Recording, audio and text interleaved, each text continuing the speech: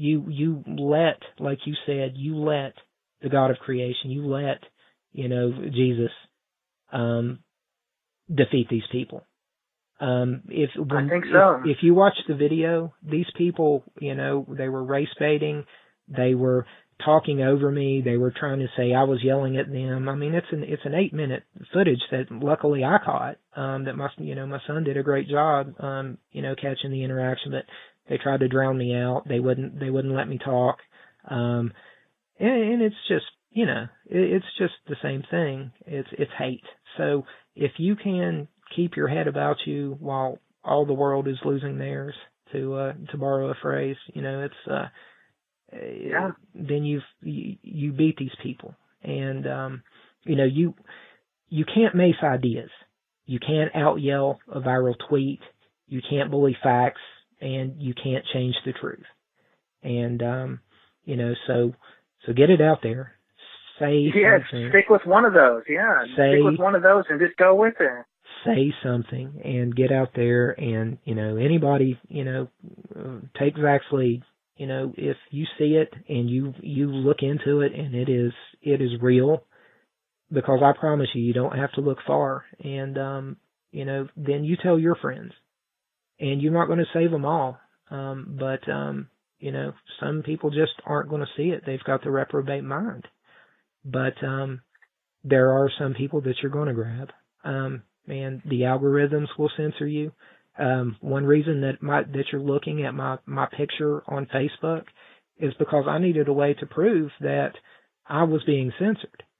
I put one picture in a link, and I get 10 times the response from a picture and a link, not even talking about the incident, that I did with, Facebook. Just posting on my page. So they are definitely censoring, but you got to get out in the street. You've got to say it at work. Talk about it at the water cooler. As a matter of fact, point at the water cooler and say, "Hey, do you like your fluoride?" Yeah, and some people, on that note right there, it's like talk about it at work. Well, just some people are just so afraid to talk about some of these things at work or at church or at the water cooler or at the house or at your buddy's house or even at the bar. Nobody wants to kind of bring it up to get everybody upset.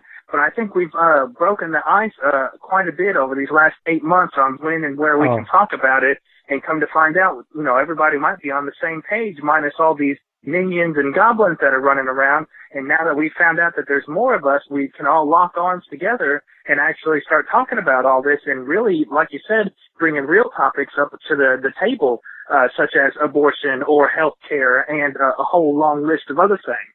Yeah. Yes, sir. Yes, sir.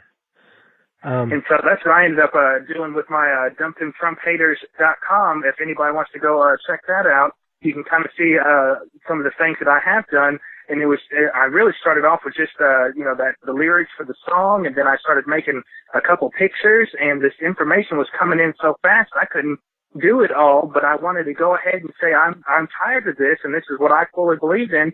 Like you said, you had already seen the mark. When they had started writing on your signs, and they came to your house, you just put your foot down and said, I'm going to stand behind this man on what I believe in. And so that's when I went ahead and said, you know what, I'm going to see how far this goes, whether it's positive or negative, but I'm going to put my foot down and say, this is what it is.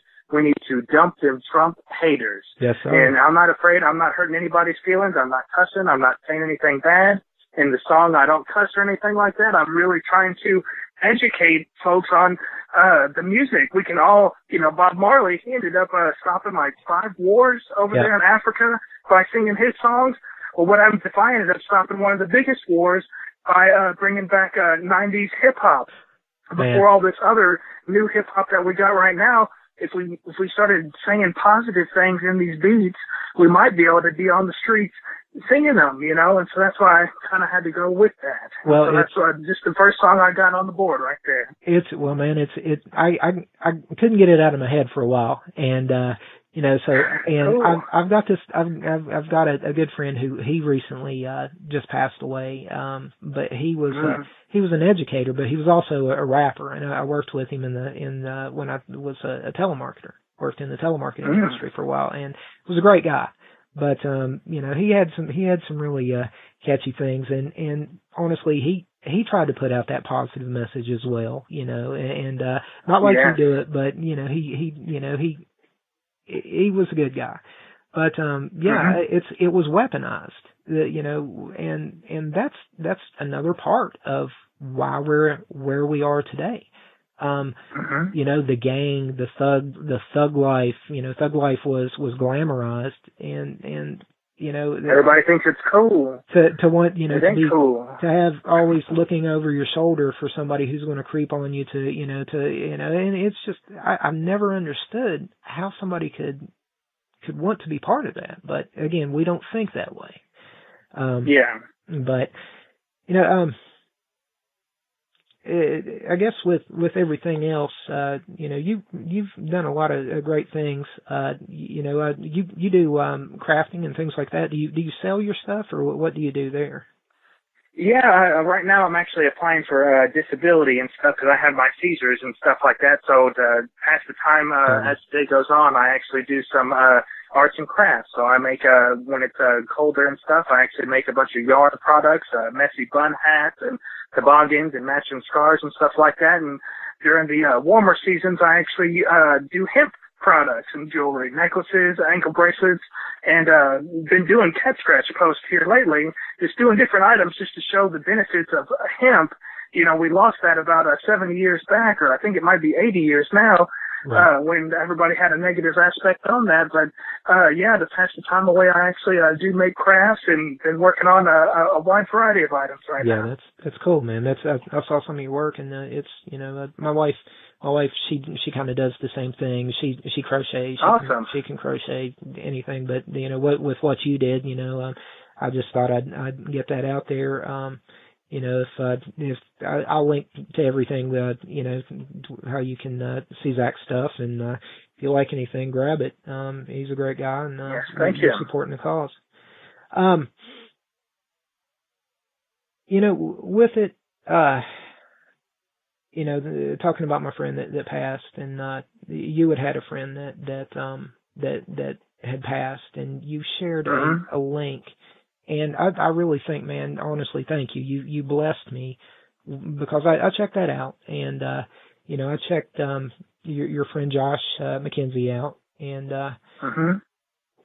the man his music is so prophetic and uplifting. You can't have, I mean, it's a roller coaster, but that album, you can't have a bad time at the end of that. You know, you just you can't.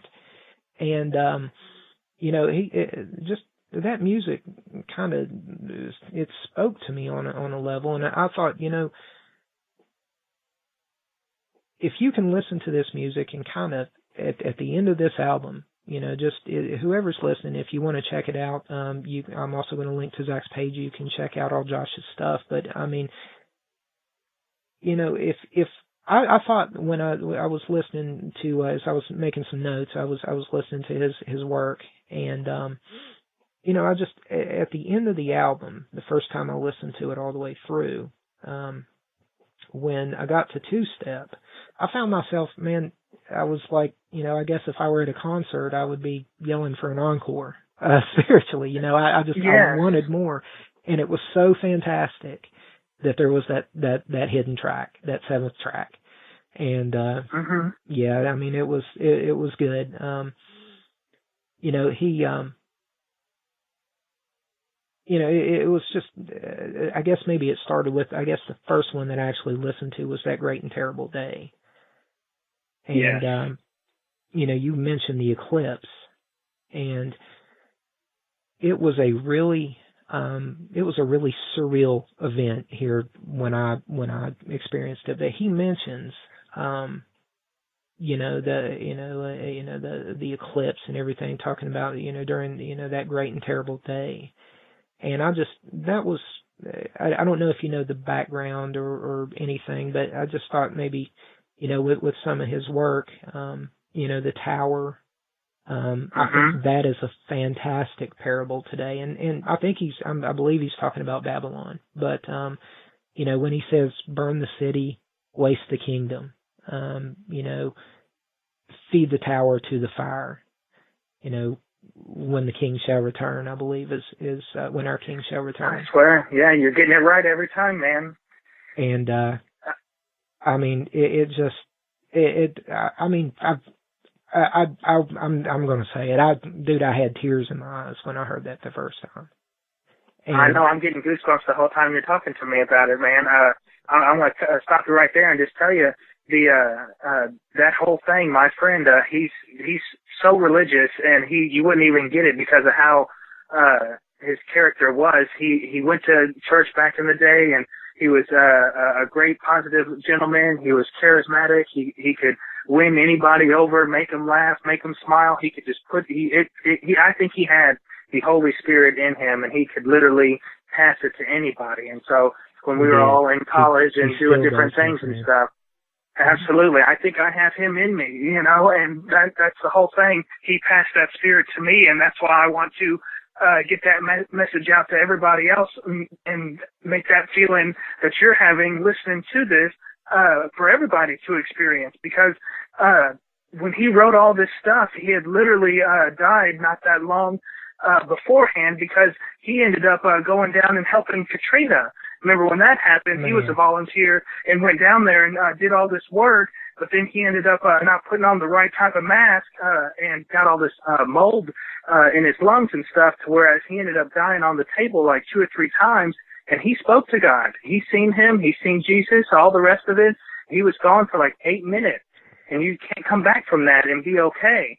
But he literally did come back and straighten out his entire life, you know, from partying to when that happened, he became, you know, super religious again and wrote this album and put it out immediately, because this is the songs that, you know, he said God and Jesus gave to him. And then he had an extra, you know, I think 7 years on his life or something like that. And he hung out with us and he knew when he was going to pass away again, and it would be for the permanent time and stuff. And so I get goosebumps and tears just thinking about all this, because he was serious about all this. And these songs right here, I'd have more up on my YouTube, but man, YouTube's been censoring all the time, so I took a bunch of my videos down.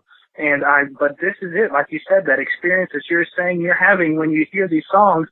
That is what you know, everybody says about it, and it's because he literally talked. He talked to the, you know, it was amazing. Let me tell you a story, and let me tell you why I broke into tears with the tower. Okay. There's a point in that song. He says, you know, when our King shall return, and then he says, and he'll return soon, like he said he would. Yes.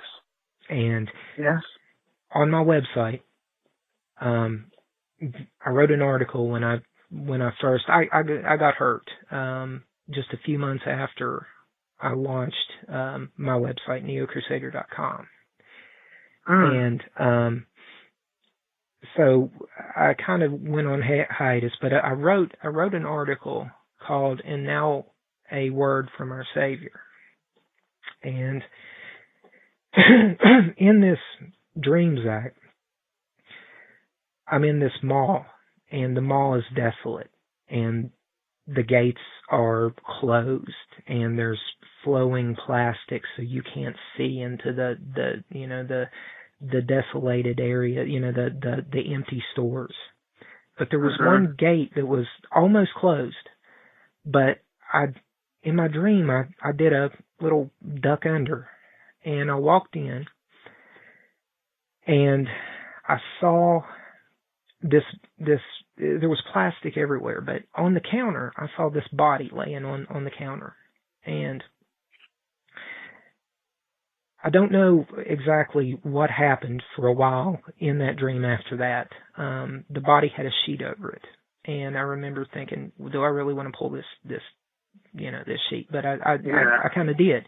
And then after that, I don't remember much about the dream until the point at the end where I'm standing back on the other side of the gate with my back to the gate, and there's a man to my right, and I say, what should I tell them? And he said, tell them soon. And, wow. And when he said those words, I couldn't help it.